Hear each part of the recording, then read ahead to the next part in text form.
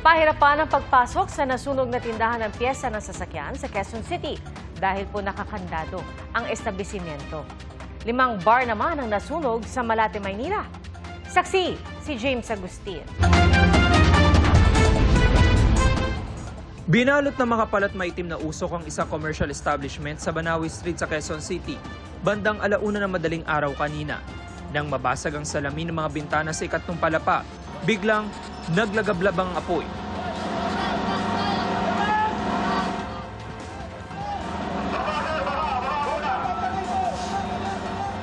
Mabilis na bumaba ang isang bumbero at inabot ang fire hose mula sa kasama para mabugahan ito ng tubig.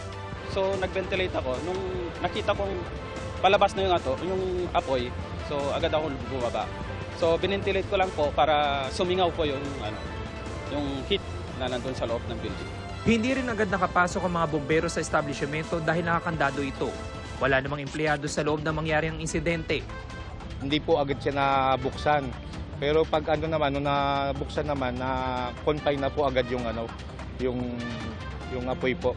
Ayon sa BFP, iba't ibang auto parts and supplies ang laman ng nasunog na commercial establishment. Iniimbestigahan pa raw nila ang sanhi ng apoy na nagsimula sa unang palapag. Ay! Sa Malate, Maynila, nagputukan ng mga kable ng kuryente sa bahagi ng Maria Orosa Street. Kasunod yan ang sunog na sumiklab sa ilang establishmento, mag-aalas 2 sa madaling araw kanina. Agad daw natakbuhan ng mga customer ng 2 bar na bukas pa ng mga oras na magsimula ang sunog. Habang sinusubukang apulahin ng mga bumbero ang sunog, bigla nilang may sumabog. Dahil yan sa hindi agad napatay ang supply ng kuryente sa lugar. Ayon sa Bureau of Fire Protection, pangunahing problema nila ang makapal na usok at ang nagpuputukang kable ng kuryente.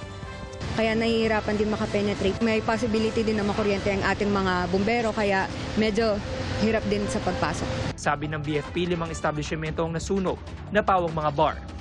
Sinubukan makipag-ugnayan ng GMA Integrated News sa ilang may-ari ng bar, pero tumanggi muna sila magbigay ng pahayag. Para sa GMA Integrated News, James Agustin ang inyong saksi. Mga kapuso, maging una sa saksi. Mag-subscribe sa GMA Integrated News sa YouTube para sa iba't ibang balita.